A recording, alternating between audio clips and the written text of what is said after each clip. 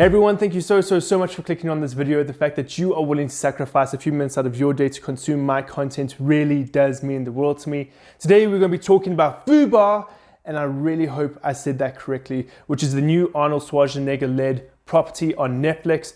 And flip, it's so good to see Arnold Schwarzenegger back in a lead role. He's in my top 5 favorite actors, and everyone will be like, oh my gosh, he's got such a limited acting range. But there are so few people that just ooze charisma the way he does. And I'm sorry, I just love big, muscular, macho men, and he's the biggest man you can possibly get. So to see him taking center stage in a series again was just a lot of fun, and I was really looking forward to the show.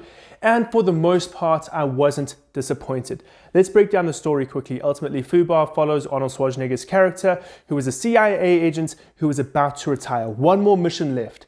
But that mission goes haywire as he realizes that his daughter also works for the CIA, and the two of them have been assigned to the same case, and ultimately family matters take over and it becomes a drama-filled romp. Now, for all intents and purposes, as I said, this is a family-centric story. We follow Arnold Schwarzenegger with his daughter, and there's a lot of potential there. That was a great story where they could have really focused on some incredibly deep and powerful and moving scenes and themes. And for a lot of the time, they really hammered home the themes they wanted to explore. But there were a lot of cliches that they started the show with that I feel like they could have avoided entirely. We always have this situation where the son or the daughter always has to rebel against the parental figure. And we have that in this series as well. We have the young one saying to the parents, you know, this is why I hate you. And it's like, oh, but I was doing what was best for you. And we all know those stories because they're done to death.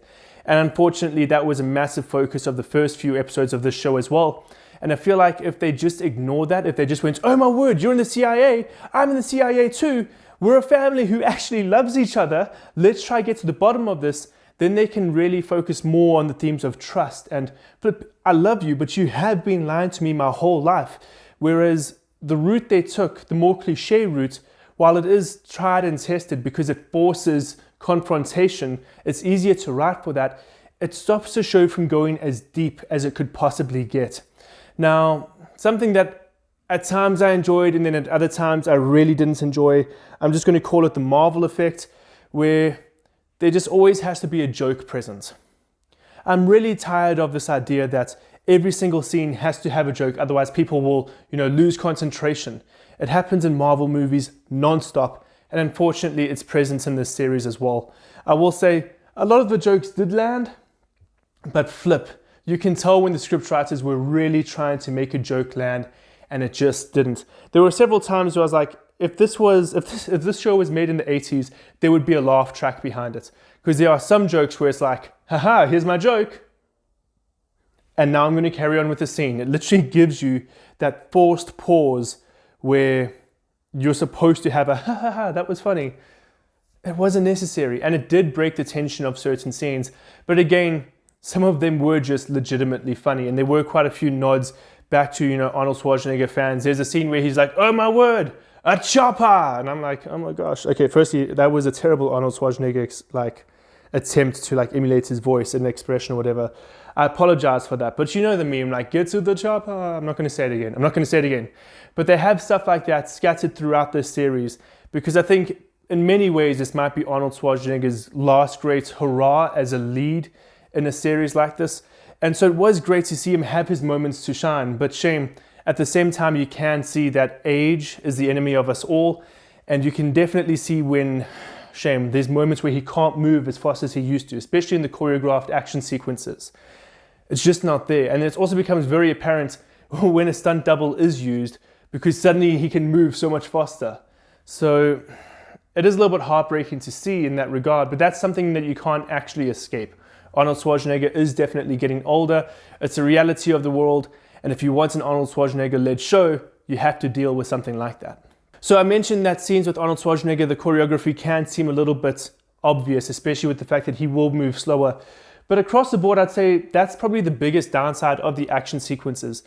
Most of them are filmed really, really well. They are very exciting. They are very engaging.